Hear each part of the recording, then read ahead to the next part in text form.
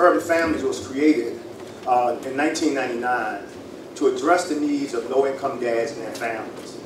We wanted to keep a focus on low-income dads because too often when we talk about families in our society, it's relegated to the role of moms raising children, and our social welfare policy historically has not recognized the role, the responsibility, the obligation that fathers play in the lives of children, families, and communities.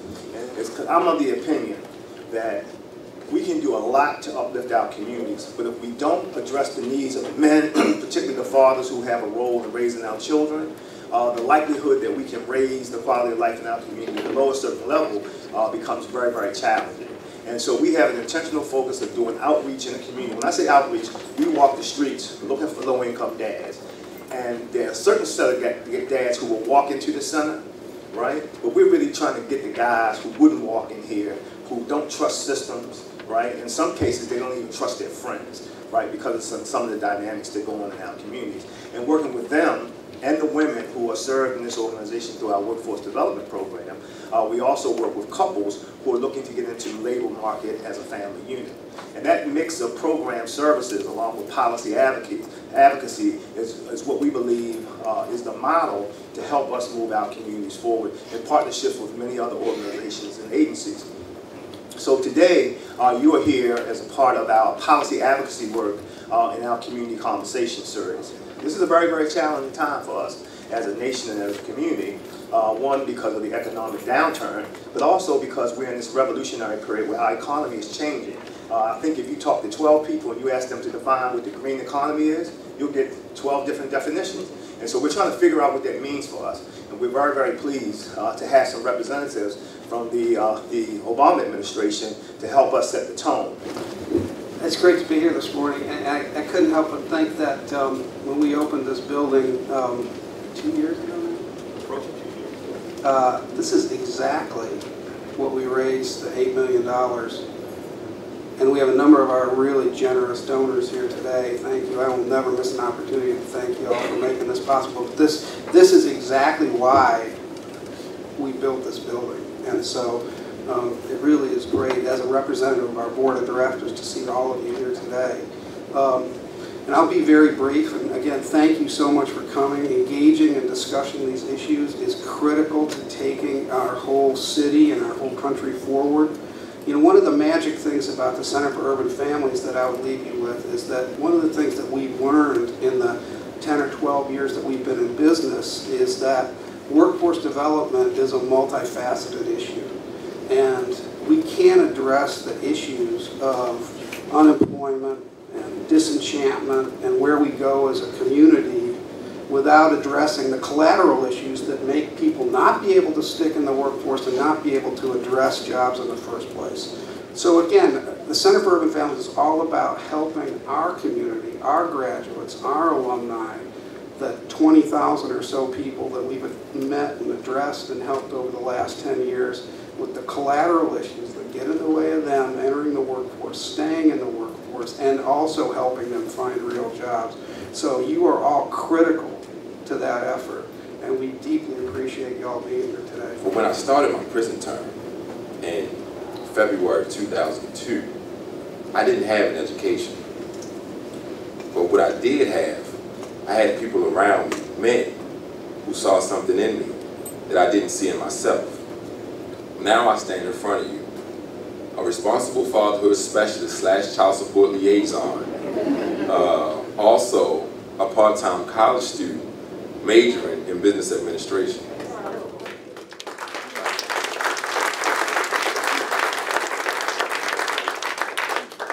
Like I said, at the end of the day, this is what it's about right here. I want y'all to give it up for my daughter, Kalea Petaway, to make it.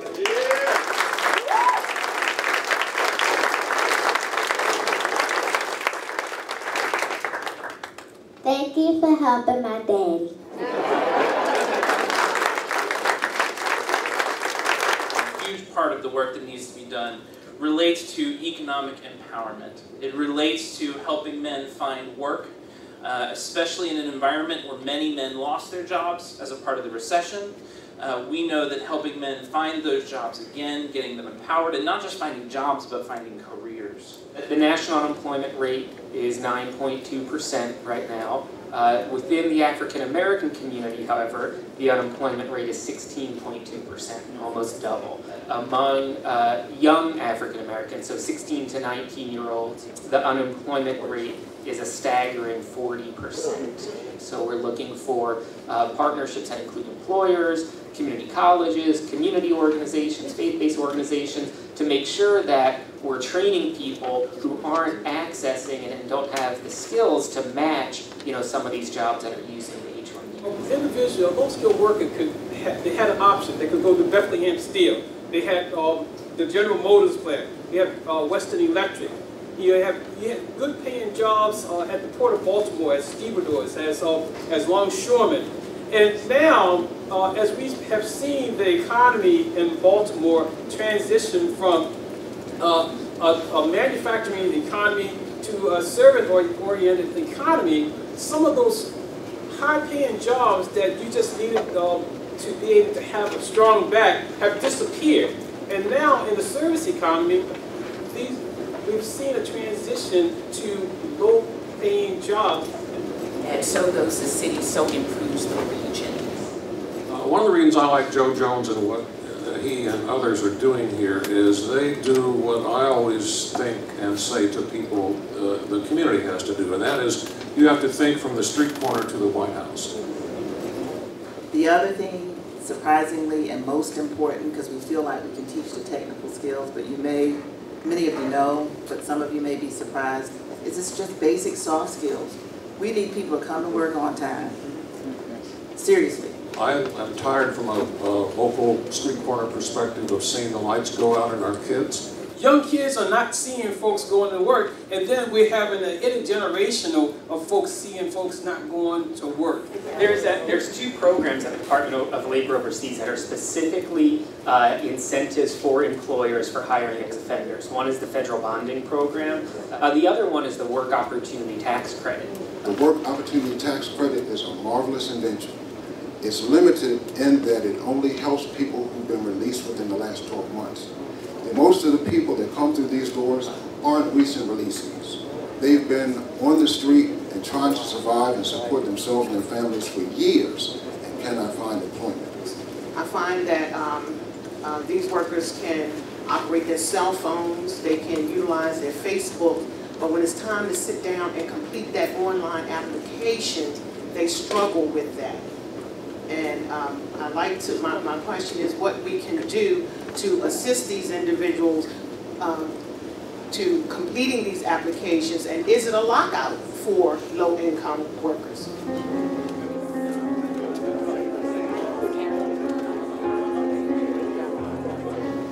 So when we talk to employers, they never emphasize technical skills, surprisingly.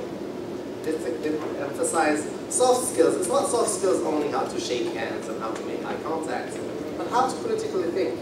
Here at Center for Urban Family Strive Baltimore, the 3-week intense approach really focuses on delivering soft skills that are a necessity. That I think the average employed Baltimore resident really takes for granted because we've had these things. We've been able to, our family lives have been able to afford us the opportunity to learn those things as children growing up. You all talked about support.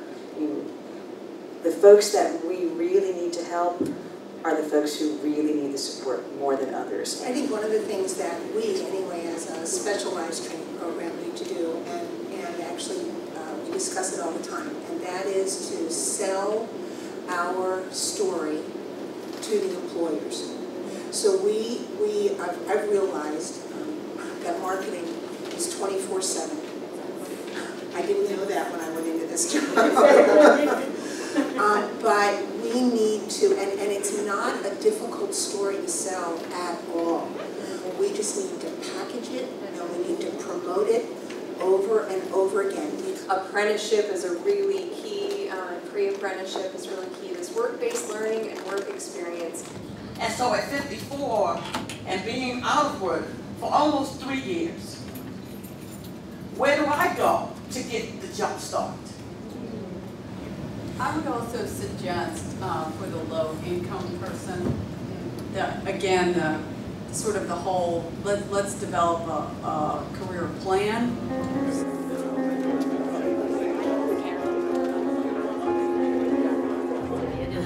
Probably not surprisingly, in a white town in upstate New York, where half of our graduates went to college and the other half went to work, and they had jobs, and they had decent jobs, and they got money right out of high school, and they worked. And I know that even here this was happening. Today we know this is not an automatic pipeline anymore. We have to also begin to look at entrepreneurship, which is, again, I think we talk a lot about entrepreneurship, but I think we have to begin to seriously look at expanding this whole idea around entrepreneurship training and this whole idea around business development for young folks. It's about exposure. It's about exposure. Young people have to be exposed to career opportunities. I'm so glad to see the employers sitting here, because we need more employees. We need the business community to open their doors for job shadowing, non-paid internships, career tours. The more we get young people out into the business community to see the real. It is very disheartening when you turn on the news, and the news always leads with who got shot, who got stabbed, who got run over by a car. And tonight, how many people you graduating? 70. So he's graduating 70 young folks from the Youth Opportunity Center.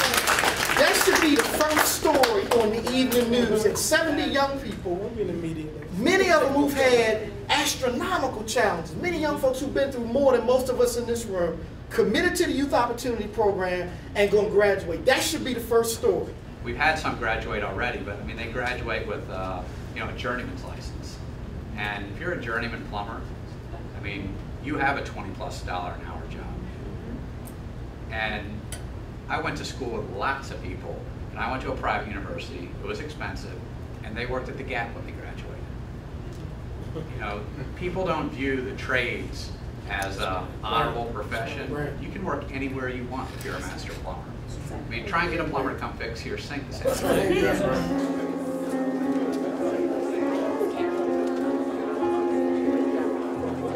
In Baltimore City right now, the median income for African Americans is $17,000 a year. For our white counterparts, it's $34,000. As a whole, the city median income is $38,000, but for the state, it's $69,000. So one of the largest cities in the state is 50% lower in terms of median income than the rest of the state. I think we need to be smart and look at the population that we work with. If we're working with youth, then we need to come up with stuff that youth is interested in. To tell you the truth, the youth is probably not going to pick up this green course schedule as much as this is my community college. This is good for in the churches. This is good for in the community centers, the one-stop career centers, etc. Prior to entering into an apprenticeship, the average salary level is $17,000 a year. After completing a 4-year apprenticeship program, the average salary level for our apprentices is $54,000 a year. I think very often, as practitioners, we confuse collaboration with having meetings. And I think what we give our clientele, our students, is self-efficacy, and they don't have that in terms of their education and their training background. You know, if we were successful in school, we feel like it's different from self-confidence, but if it's knowing that you have efficacy in this, and you know, you give them positive experiences, you give them coaching, and you give them a role model they can relate to.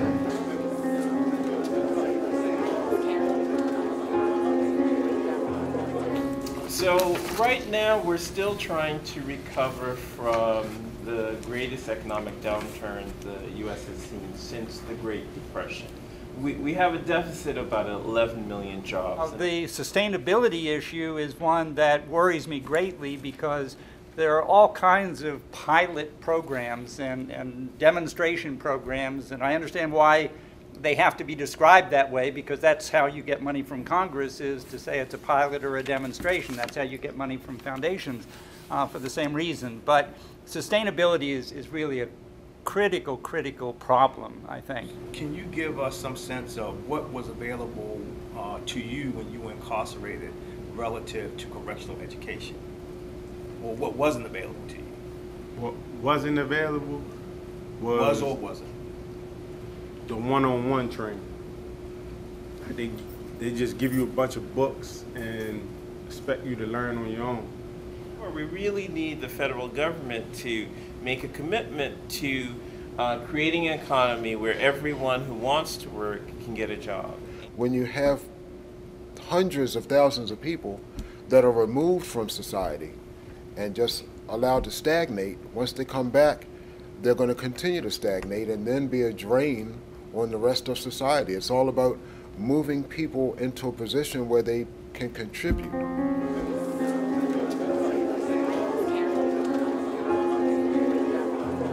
But the bottom line is, whatever your life experience is, on the back end of it has to be an opportunity to participate in a capitalistic society with respect to employment.